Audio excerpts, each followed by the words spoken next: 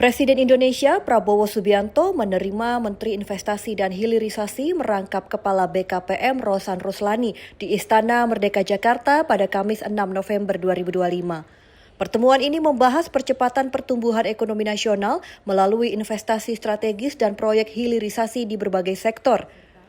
Presiden menegaskan agar proyek hilirisasi yang sudah dievaluasi segera diimplementasikan untuk mendorong nilai tambah industri dalam negeri. Pembahasan tersebut juga menindaklanjuti kunjungan kerja Presiden ke Cilegon meninjau proyek industri petrokimia Lotte Chemical. Pemerintah menilai proyek tersebut sebagai bagian dari penguatan rantai pasok nasional melalui hilirisasi yang terencana dan terpeta dengan baik. Evaluasi komprehensif terus dilakukan untuk menjamin kesiapan legal, finansial, teknologi, dan infrastruktur. Dalam pernyataannya, pemerintah menyampaikan aspek pembiayaan proyek-proyek strategis nasional saat ini berada dalam kondisi sangat baik. Indonesia memperoleh penilaian kredit tertinggi dari lembaga pemeringkat nasional maupun internasional, sehingga memberikan kepercayaan tambahan bagi kemitraan investor dan pendanaan berkelanjutan.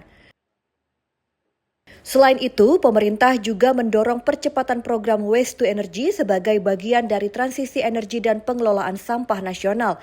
Lebih dari 240 investor global menyatakan minat untuk berpartisipasi dalam proyek tersebut. Tercatat, 7 daerah saat ini siap memasuki tahap bidding dengan kelengkapan lahan, infrastruktur, dan ketersediaan bahan baku yang telah memenuhi persyaratan. Untuk hilirisasi yang sudah dipetakan, dicanangkan, kita melakukan evaluasi kan secara komprehensif keseluruhan. Nah, itu arahannya kalau yang sudah dilakukan evaluasi secara baik, secara benar, itu sudah bisa mulai dijalankan dulu. Jadi kalau misalnya udah ada yang misalnya dari 18 sudah ada yang berapa yang sudah oke, baik secara financial, secara legal, administrasi, teknologi sudah oke, itu bisa segera dijalankan. Tim Liputan, Berita Nasional TV.